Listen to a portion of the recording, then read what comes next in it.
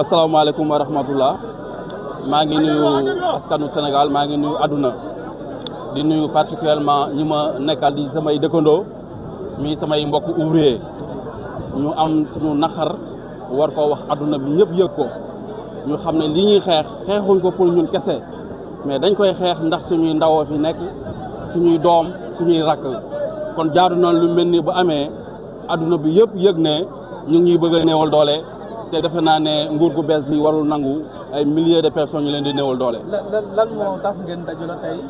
fii nii lan moo leen naqaree ci néew doole ci lan la. bon xëy na dinaa si avancer tuuti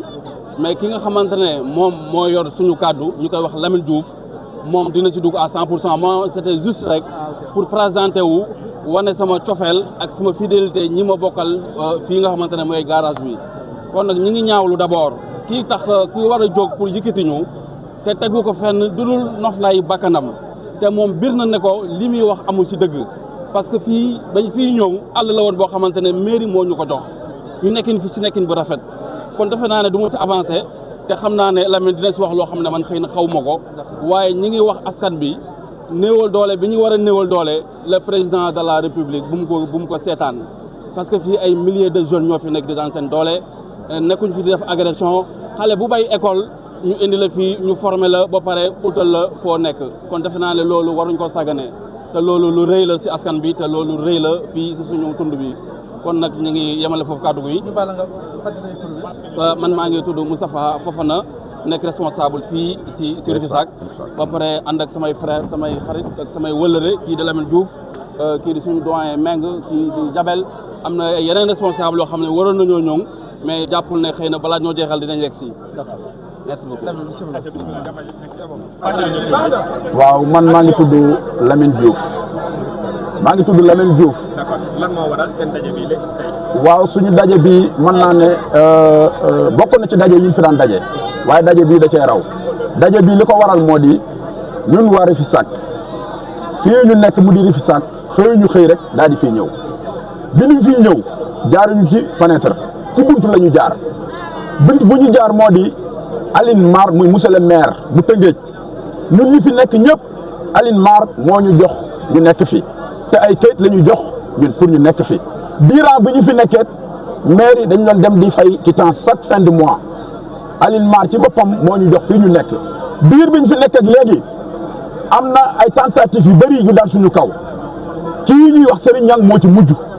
moom moo ci mujj mais am na ñeneen ñu fi jaar mais ban fi jaaree ci ay tappale la ñu nekkoon mu doon lu ñu leer kii nag ñuy wax Serigne Niang moo nekk def retour fii ci Rufisque pour lan pexeem bu sottee moo di ñii fi nekk da leen fee bëgg a jëlee te yaakaar naa ne lii fi nekk état bu Sénégal wurta seetaan mbooloo mu toll nii ñu leen fiy jëlee ndax mbooloo mu toll nii bu leen fi jëlee risque la ci réewum Sénégal risque la parce que tamit amuñu fenn fu ñu Rufisque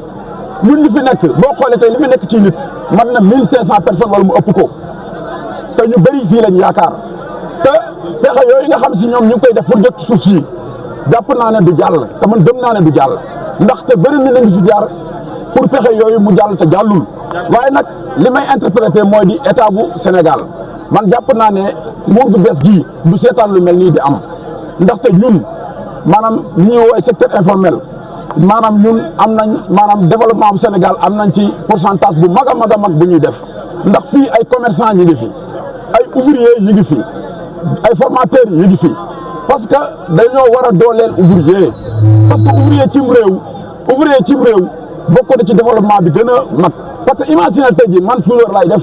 am na ay mécanicien am na ay hydraulique am na ay pneumatique am na ay vulgarisateur am na ay commerçant tey jii boo xoolee tey réew yu bëri développé maanaam ci ouvriage lañ jaar ba développé di waxe kese kon tey ñun ouvrier yi dañoo war a dooleel ñun nag fii ñu nekk tey te Aline Mar joxoon ñu ko muy monsieur le maire moo ñu ko jox xëy ñu xëy ñëw fii monsieur le maire moo ñu ko jox fii 2002 am na ñu fi ñëw 2002 man maa ngi fi ñëw 2007 2008 2002 la Aline Mar joxe fii bi mu koy joxee dañ ko lotissé mu am plan de masse fii am na plan Rufisque am na plan de masse la am diir bañ fi nekkee léegi nag bëri na ñu fi jaar di def tentative mooy wàllam suuf moom ko ne xam na Sénégal ni mu demee bëri na ñoo xam ci suuf rek la ñuy jëngu jaral na leen lu ne waaye yaakaar naa ne lu mu leen mën a jaral ñun ñii fi nekk dañuy jaral lu ko raw parce que suñu teraanga fi la nekk. plan de marche boobu ngay wax. dafa mel ni am na loo xam ne soit am na borom wala mu nekk titre foncier. waaw loolu en 2018 monsieur le maire woolu nañu muy Aline Mar bi mu ñu wooloo ñu ñëw mu daan nañu foofu ngeen nekk maa leen ko joxoon waaye ku ñuy wax curateur ci loxoom la nekk du dëgg curateur nag jàpp naa ne mooy état te état bu demee bay joxe ña fa nekk lay jox lay laaj ba mu wóor ne leen bëgg nañ wala bëgguñu waaw non may ma tuuti rek après la yokk ko ci loolu loolu en 2018 la yaa ngi dégg ñun Rufisque jàpp naa ne pare nañu maanaam Rufisque gi bu doon jaay même bu doon milliard la ñun pare nañ pour jënd ko parce que am nañ ko non am na moomeel gi moo di li ñu wax xam nga damay wax dañ maa dog boo gisee ñu dog ma moo di maanaam am na moomeel gi mooy dañ ne ku ñuy wax Graziani ñun buñ fiy ñëw dañ ne ku ñuy wax Graziani moom fii non may ma rek waaw ku ñuy wax Graziani lañ wax ne moom suuf si Graziani moom ab tubaab la ñun ay sénégalais lañ te Graziani moomu dee na ca 1940 nangam ñun fekkee wuñ ko yaa ngi dégg Graziani moomu xool nañ amul ndono te suuf bu amul ndono état moo ciy teg loxo état bu ci tegee loxo ña nga xam ne si te ñoo nekk ca suuf sa di ko exercer bala ñoo jox ma Samba wala ñu jox ma Demba dañ leen di laaj ba xam bëgg ngeen wala bëggoo leen ñun nag kenn laajuñu te bis bu ñu laajee ndax bëgg nañ la ñuy wax bu dee lu état di jaay la pare nañ pour jënd ko bu doon ay milliards pare nañ pour jënd ko ci jënd ko c'est ça le problème. léegi dañoo bëgg a xam superficie bi fii ñaata la ci ay hectares bu leneen li ci topp mooy jamono ji ki nga xam ne dafa ñëw indi ay kër ba koo fokkati seen loxo ana yan kër la teg seen loxo. waaw superficie bi mi ngi nekk 27 hectares ki nga xam si moo fi ñëw pour jim ko fokkati suñu loxo ñu ngi koy wax Serigne Niang ñun kooku la amal moom problème Serigne Niang la ak am na benn tamit kuñ ciy rax muy Togona am Malien man nag damay bëgg a jàmm ci Sénégal parce que Togona moomu ñu ciy wax am Malien la te ñun ay sénégalais lañ suñ maamaati maam fii lañ juddoo fii lañ yaroo lu ñu am Sénégal lañ ko amee bu ñuy dee fii la ñuy dee lu ñu am ci tranga fii lañ koy amee bu ñu investir lu mu mën a doon fii lañ koy investir Sénégal jàpp naa ne ku ñuy wax Togona mu jógee ca bitim réew warut a ñëw di ñu ëpp doole fii ci biir réew te du Togona moomu dong parce que Togona lañ wax ak Serigne Niang wax ji nay leer waaw li ñuy xaar ci état moo di ñu fii ay doomam ñoo fi nekk njabootam ñoo fi nekk te njabootam gu am valeur ci biir ci réew mi lañ njaboot gën goo xam si dañoo yor liggéey du ko liggéey ay borom xam-xam a ngi fi ay formateur a ngi fi parce que mbooloo mii ngeen gis maanaam ci ay gaaraas la ñu nekk waaw li ñu xaar ci état moo di mu ñëw régler suñu problème une bonne fois pour toutes parce que problème bi depuis 2002 bañ fi nekkee ba léegi problème ci kaw problème saa bu kenn ñëwee xoqatal ñu tiital dafa de boo nga xam si amatu ci pexe mu dem keneen ñëw loolu lañ bëgg état jóg ci mu jeex parce que loolu mënul continuer li ñu bëgg mooy état na gëstu ouvrier Sénégal nañu gëstu waaw parce que am na loo xam ne mënut a continuer depuis 1960 ba léegi mën nañ ne ouvrier Sénégal nii lañ leen di traité te loolu lu fa war a jeex te man jàpp naa ne état bu bees bii ak seen Pastef ak seen taxawaay gëm naa ne danañ ci taxaw te. man la Jabel Gueye problème bi li muy nekk di xaw a réeréer lépp man si intéressé la bokk parce que man jugement bi nga dégg nañ ko jugé ba jox Serigne Niang verdict bi na ko moo gagné jugé nañ ko 2 fois sama tur yoo xam ne benn yëngu ma ko ci tinu ma convoqué wuñ ma fekkee ma jugement sama avocat teewul kenn teewul te teewul jugement sama tur lañ ko tig jugé daan ma ne damaa jël 7 hectares toog si yoo xam ne dama ko occupé te occupé ma 7 hectares convoqué ma tribunal ci jugement sama avocat teewul kenn teewulu ma kii ñuy wax Rajab service nag moo def jugement boobu bon léegi bi mu defee jugement boobu depuis septembre 2025 la defoon jugement bi ba mai 2026 ñun ñu koy doog a yëg léegi sans ab suñu ak kenn la ñuy doog a yëg ne verdict amoon na sax septembre bi ñu indi sommation yi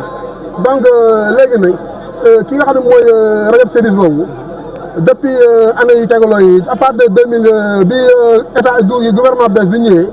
ba léegi M24 bi boobu ba léegi ñëw dafa tegoon tànkam carrément ñëwatu woon parce que boobu gars yi dañoo wat ne jubal jubanti si la ñuy dox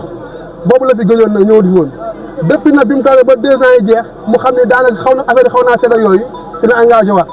léegi nag quant ni mu engagé nii dañoo bëgg a xool moom ba xam moom bu dee moom dafa yor ay jugement li mu ci yor mën na juróom yoo xam dafa jugé bu ne jël ay kayitam dëpp ne gagné na te du ko génnee chaque année day jugé chaque année day jugé ne gagné na bu demee ba yàgg xam ne ñëw yëngal jàllul mu dem yóbbu kayit yooyu indi yeneen léegi li ñu bëgg mooy état mu arbitre ñëw moom suuf si seen kii ray moo rajo service moomu ko suuf si ku ñuy wax Graziani boobu te Graziani boobu daanaka mën naa ne jógoon na fu yàgg ñun Aline Mar bi ñoon fay ci mairie bi créateur lañ waxoon ne moo doon fay bi mu wax ne ba leen fayati boobu créateur moo waxoon ne moom suuf si créateur boobu nag dafa jël suuf si joxoon ko keneen mais créateur bu joxe suuf ñu ko kiwee la ko war a laaj ba xam soxla nga soxlañu moo tax jël suuf di ko jox keneen koo xam ne ni moom ci àll ba la jógee ñu fekk ñu Serigne Niang mu nekk fii ñoo dox ci kawam moom moo ñu fekk ñu nekk fii ay ati at mu ñëw bëgg a dox suñu kaw loolu nag mooy nekk loo xam ne ñun duñ ko mën a nangu ci noonu état bi nga xam ne mooy état ñu interpellé le président de la République monsieur Bassirou Diomaye Diakhar Faye di interpellé le premier ministre monsieur Ousmane Sonko dañ xamal ne bu jubbanti bi ñu waxoon am na ñu jubati ñu ne si dëgg wala di affaire jubati di fekk ay néew doole ñun ay chef de gare ay formateur yor ay apprenti yor lu mat man yor naa man minimum mbarka man yor naa lu ëpp 100 apprenti yoo xam dama leen jàngal métier di leen yor di leen formé jóge ci àll ba ñoo nekk fii ak si samay morom yu bëri yi fi nekk comme la même chose kon mun na ñëw fekk ñu mbooloo mu toll yi mu ne def foo xam ne par la force jël yóbbu ñun nag vraiment état lañ ci yaakaar si lii mu ñëw taxaw def jugement xool parce que mbooloo bu leen bëggee jëlee après dugub bi nga xool garage ni mel bu leen bëggee jëlee loolu c'est un sérieux problème te yaakaar nga lu mën a nekk la wala nga xam du yombee noonu quoi. waaw kii Jabel Gueye mécanicien. tur bi naka la. Adama Mbaye. ana lan nga mën a yokk ci bi nga xam ne moo di dossier bi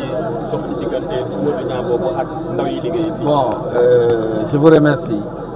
et je remercie tous les journalistes ici présents parce que vraiment c'est un cri de cœur. Aujourd'hui, peut-être que ça serait le dernier lancement parce que on est tous à bout. Ça fait à plusieurs reprises et depuis 2014, on ne fait que nous menacer pour des déguerpissements. Et à chaque fois, on nous envoie des huissiers pour un déguerpissement. Et depuis lors, on a vu le préfet, on a vu le maire, on a même vu les députés pour discuter un peu de nos problèmes. Mais il s'est trouvé que le sieur François Graziani, le propriétaire de ce lieu, sur les 24 hectares, qui a ces titres fonciers, et que ces titres fonciers-là, qu'on n'arrive pas à sortir des services des impôts. Les services des impôts sont complices dans ce nébuleuse-là, et on a toujours voulu que l'État intervienne. Et à chaque fois qu'on nous convoque au niveau du tribunal, on nous demande, on nous dit toujours que vous n'êtes pas habilité à revendiquer. Bien sûr qu'on n'est pas habilité à revendiquer, parce que ça appartient à François Graziani. François Graziani n'a pas d'héritier direct. Et un soi-disant, et avec la complicité d'autres personnes que je ne citerai pas, qui disent qu'il y a un certain Latour, Héritier Latour, qui est l'héritier de François Graziani. Et tout cela, ça a été des coups montés et prouvés par des magistrats qui ont eu ces documents-là, et qui disent que ces documents sont vraiment légers. Donc, nous demandons à l'État d'éclaircir un peu ce lieu, d'éclaircir et de nous éclaircir sur ce terrain-là appartenant à François Graziani. Nous, on a les titres fonciers de ces terrains-là. Donc, vu que... Allez-y. Donc, nous voulons bien que l'État nous aide à éclaircir. Mais si on se base sur des faux documents, parce que la justice ne connaît que ces papiers-là, ils n'ont pas les moyens de vérifier. Mais nous, on a fait des investigations profondes pour savoir que ce titre-là appartient à François Graziani et on a les documents afférents à ces titres-là. Et aujourd'hui, vous essayez de quitter les lieux. Bon, on nous sommes de quitter les lieux depuis, ça fait la 3e fois, la 4e fois aujourd'hui. Mais cette fois-ci, il y a une deadline. Il y a une deadline de 45 jours, donc juste après les fêtes. Donc on s'est dit que, mais ça ne peut pas continuer. À chaque fois qu'on nous amène des sommations, et à chaque fois qu'on nous dise que non, ce terrain appartient, ce n'est plus Gradiani. Aujourd'hui, c'est BOA qui donne à Toguna, et c'est la famille Yandé qui prend d'autres titres ailleurs et qui vient le porter ici, tout en complicité avec nos administrateurs qui sont les services des impôts et des domaines. Et aujourd'hui, Voilà. concrètement, qu'est-ce que vous revendiquez? Nous revendiquons ce site qui appartient à François Gradiani. Nous demandons à l'État de céder ce site-là parce que c'était avec le curateur. Le curateur Ndiagacham, c'est lui qui avait le dossier. Et quand ils sont venus pour récupérer ici, au temps d'Ablaye Wade, Ablaye Wade avait demandé au curateur de remettre ces terrains-là ceux qui sont sur le site. Oui, les ouvriers, les mécaniciens, les entrepreneurs qui sont là. C'est ce que le maître Ablaye Wade avait demandé. Mais depuis lors, on n'a plus de suite. Qu'est-ce qu'on nous renvoie en retour? C'est des sommations. C'est des sommations de quitter les lieux. Vraiment, on en a marre. En plus, ce que nous voulons, Adam Mbengue. En plus, ce que nous voulons, ce terre doit être audité. Parce qu'il y a beaucoup de titres qui sont créés ici. La raison pour laquelle nous disons à l'État de venir auditer ce procès-là. Parce qu'il est temps. Il est temps. On est fatigué. En plus, on ne quitte pas les lieux comme ça. Et vous ne comptez pas quitter les lieux? Franchement, pas du tout. Ça nous appartient. On n'est pas venu ici comme ça. Voilà.